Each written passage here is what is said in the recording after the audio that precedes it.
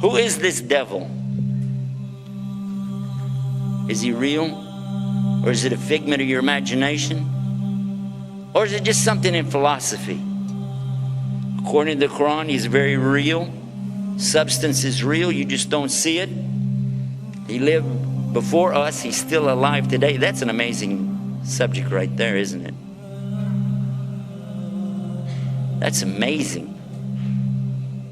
The word shaitan is derived from the root shaitan, means impure and base.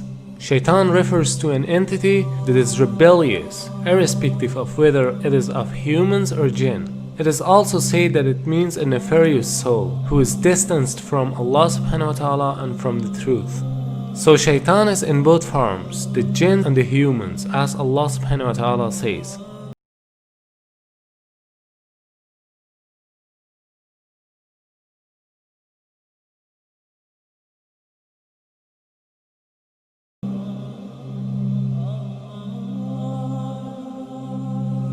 Now what is this about the jinn? Why do you have to believe in that? Well, they're part of something called al-ghaib. Al-ghaib means the things you don't see, the unseen. You agree and I agree, we don't see Allah. Okay, so he's in the ghaib, the unseen. We agree there are angels and you don't see them. They're in the ghaib, unseen, made out of light. And now the jinn, and we don't see them. They're also in the ghaib. They're made from a fire which has no smoke to it. And if fire has absolutely nothing like smoke to it, or that it could be that you don't see that either. There's heat that you don't actually see, isn't that true? The both kind of shayateen are trying to lead people to evil deeds.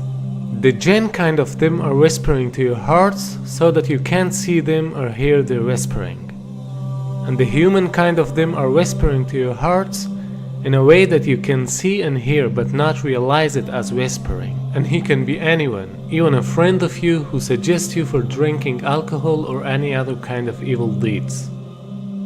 As far as the question is concerned with Iblis, it should be noted that Shaitan is a common noun, whereas Iblis is a proper noun. Iblis is also from among the jinn, who was the first creature that disobeyed Almighty Allah's command. We don't see the jinn, but we said that they have choices. And they were making choices even before Adam or human beings were ever created. And their choices were sometimes good, sometimes bad. From them comes the one we call Lucifer or Iblis. And who is that? Who is Lucifer? Who is Iblis?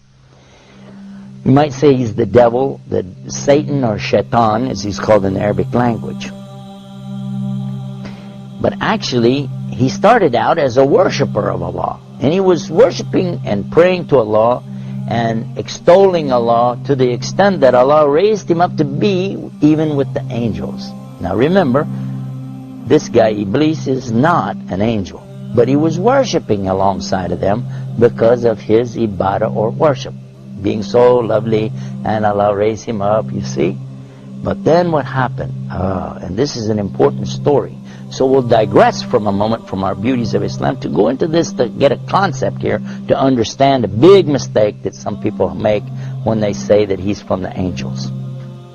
Angels don't make mistakes. They do as they're commanded. So when Allah created the best of his creation, what did he create? He created Adam, a human being. He created Adam from what? He created him from mud or clay. I want to show you what happened after Allah created Adam.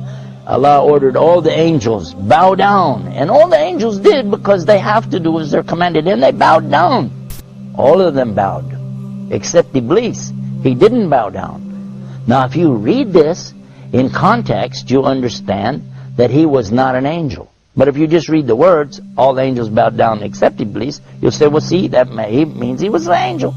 But otherwise, in the Quran we find in other places that Allah said he wasn't an angel, but he was from the jinn, and he's created from a smokeless fire. And that's exactly what he said. You created Adam from mud, but I'm created from something better, from a smokeless fire. So I refuse to bow down. Why? Because I'm better than him. I am better than Adam, and I refuse to bow down to him. And by so doing, he disobeyed Allah. And whoever disobeys Allah, he's in trouble. But especially if he does it out of his arrogance and his pride. I refuse to obey because, I know better. And in this way, he put himself in the worst possible condition with Allah. Allah condemned him to hell forever. And he said, I don't even care. Just let me take him, meaning Adam, and his children along with me to hell. What? For what? Because of this thing called pride or arrogance. Kibr in the Arabic language. And what is kibr? And kibr is something comes from kabara. Kabara is the root of the word akbar. And only Allah is akbar. Allah is greater and greater and greater than anything. But a human being has no right in front of Allah or anything it's created. The jinn, the angels, nothing have the right to come in front of Allah like this and say, hey, who am I? I'm this, I'm that. No. Allah gave you a commandment. You do it. Now the important point is that everyone thinks that it is because of shaitan that we commit sins. That's why they're asking some questions like, why Allah created shaitan? Or why Allah didn't finish shaitan so that we wouldn't commit sins? Here's a misunderstanding. Shaitan cannot do anything more than whispering. To make it more clear, let's ask a question. Before Iblis became shaitan, there was no other shaitan, right? So who told Iblis to disobey Almighty Allah's command? Here's the point. There was no shaitan before him. He did it because of his nafs. Suppose that even if there was no shaitan, still we'd have nafs. So we'd commit sins. Because this world is a test for the mankind and the jinn kind. Now same as the case with Iblis, he's also in this test because he is a jinn and he has nafs. So Allah subhanahu wa ta'ala didn't create him as shaitan, rather he himself chose to be shaitan. Not only Iblis but all the other shayateen are choosing to be shaitan by disobeying Almighty Allah's order. Now, what happened next?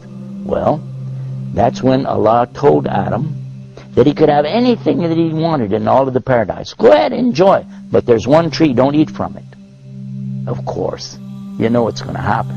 And the devil came to him and to Eve and got them to eat from that tree. And they were cast down because of that. But Allah knew from the beginning they would eat from it. That's why Allah put it there.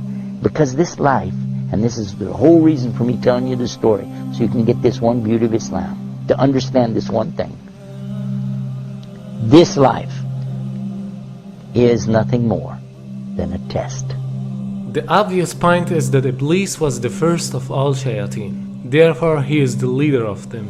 And all shayateen are tools for this test, even though they are also giving test.